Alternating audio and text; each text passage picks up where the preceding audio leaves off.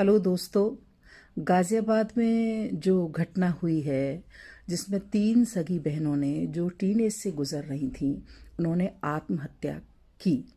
इस घटना से पूरा देश स्तब्ध है और इस घटना को होने के बाद अगर अब भी हम पेरेंट्स जागरूक नहीं होंगे तो इस घटनाओं की पुनरावृत्ति हमारे, आपके, पड़ोसी की, किसी के घर में भी हो सकती है। इसलिए इस घटना की पुनरावृत्ति हो तो उन बच्चियों ने जिनकी उम्र स्कूली शिक्षा प्राप्त करने की थी आत्महत्या को अंजाम दिया।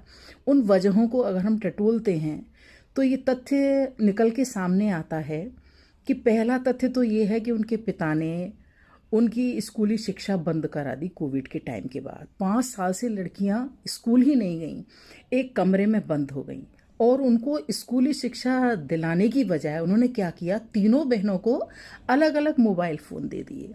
अगर एक ही फ़ोन तीनों के बीच में होता तो शायद ये बात ना कर पाती वो लोग, क्योंकि उनमें फ़ोन को लेकर झगड़े होते। एक माँ से शिकायत करता, कोई पिता से शिकायत करता कि मुझे फ़ोन नहीं दे रही है, ये मुझे फ़ोन नहीं दे रही है, तो ये इस घटना को वो अंजाम नहीं दे पाती। और जितना खर्चा उन्होंने 3 मोबाइल फ़ोन दिलाने में किया, स्मार्टफोन दिलाने में, अगर उतना खर्चा वो बच्चों की स्कूली शिक्षा कंटिन्यू रखते तो शायद ज़्यादा अच्छा होता। दूसरी बात ये निकल कर सामने आई कि उनके पिता ने 3 शादियां की। तो जिस परिवार में 3 माएँ हों, 3 माँओं के बच्चे हों, तो उन बच्चों को प्यार देने वाला कौन था, कौन उनका अपना था? बच्चों का अकेलापन इतना बढ़ गया था कि उन्होंने अपने आप को कमरे में बंद कर दिया और धीरे धीरे उनको मोबाइल गेम खेलने की इतनी एडिक्शन लग गई कि वो इस क्रिया को अंजाम देने के लिए भी तैयार हो गई।